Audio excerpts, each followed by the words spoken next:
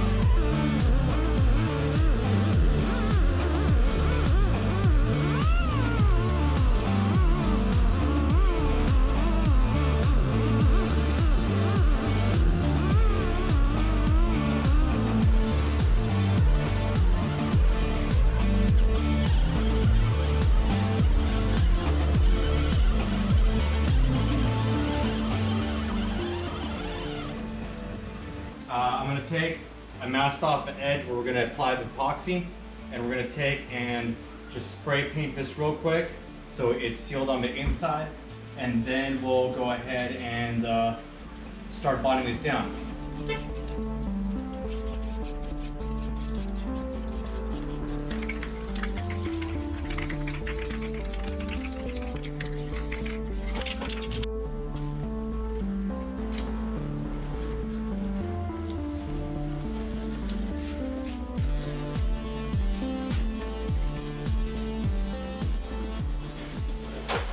Alright guys, so let's do a little bit of a recap as to where we are. So we started off with our body panel. We measured out what it looked like on initial pass. Decided we're gonna cut off all those flange bits because we're not replacing all that metal and then having to do backers on every single piece. To bond it to the body, because otherwise we'd have to remove a window, cut out a good portion of a window, and then do reinforcements between all the bonding points. It's just a lot easier doing it this way. So we did that. We measured in about 3/4 to an inch in on all the edges, cut off an entire portion, took it off, removed the old inner fender well, and then did up a whole new one. What I got these from is they are intended for trailers, to just be, you know, your fenders for a trailer. But it's real popular for fronts and for rears. You take trailer fenders, you cut them up, make them work for your car. Works really well.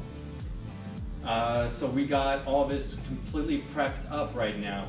Last thing I'm going to do is I'm going to hit all of this on the edge with alcohol, clean it all up, do the same thing with our body panel, and then we're going to use mold release lubricant on all of our Clecos. That way they don't get stuck bonded in there. And we're going to use 3M panel bond adhesive to bond it all down. So it's got a 90-minute work life and a 4-hour clamp cure time. That essentially means after 4 hours you can take your clamps off and it should hold. What I'm going to do is after 4 hours I'm just going to come back and rotate the clamps, make sure they're still loose, and then come back and pull them out the next day. So right now we're ready to rock and roll with getting it bonded down.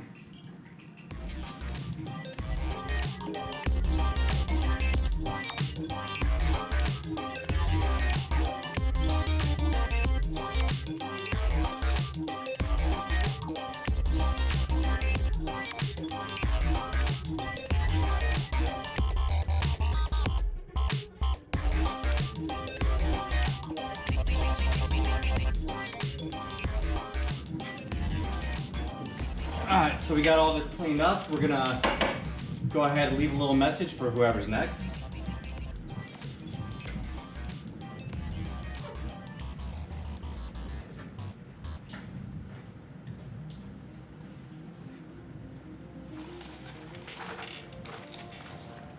And let's go ahead and bust out our epoxy. We're gonna do this in 2 passes. First pass we're gonna take and just kind of do an even coat on the whole surface so it's all sealed and evenly spread. And then we're gonna do a bead across the entirety of it. And I have found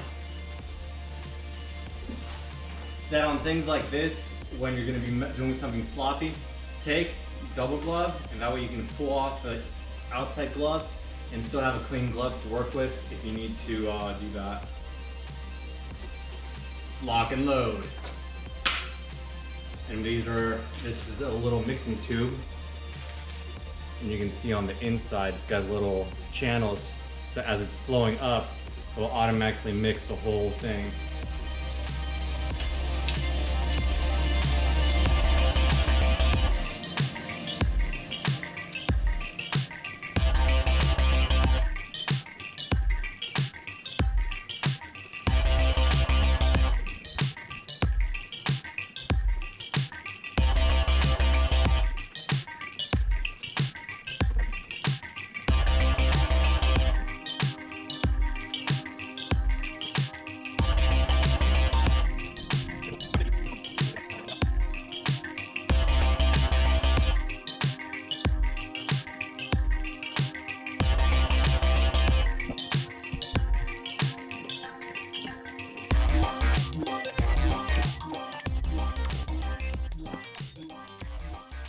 Alright, so there's one last thing we're going to tackle before we move on. I'm going to go ahead and use some polyurethane to do a seam seal on the weld point and around the entire edge. Make sure it's all completely sealed up, and then we'll move on to the other side.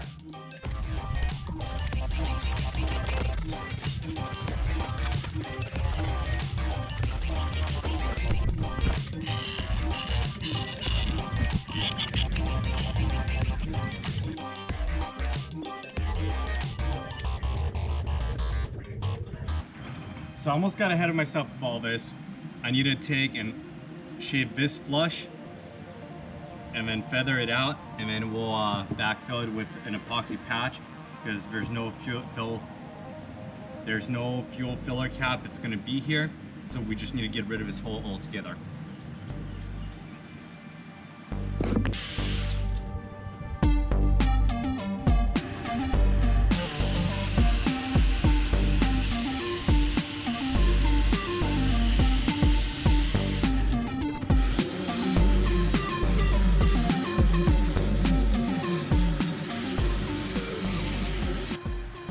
Alright, so what I went ahead and did is I took a little super thin piece of aluminum.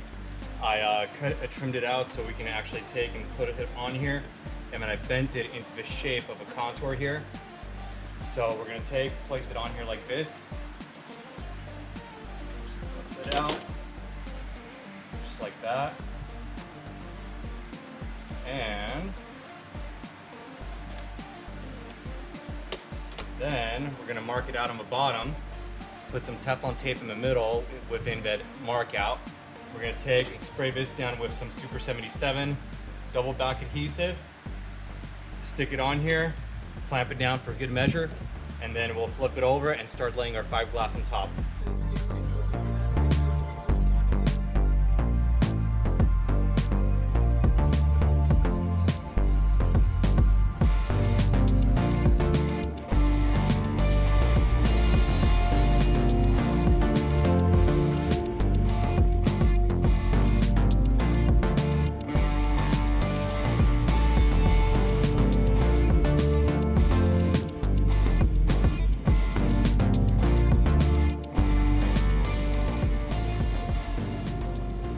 Alright, so this has had time to cure up. The UV light helps it cure faster, so that's good. We're going to flip it over and see what the other side looks like.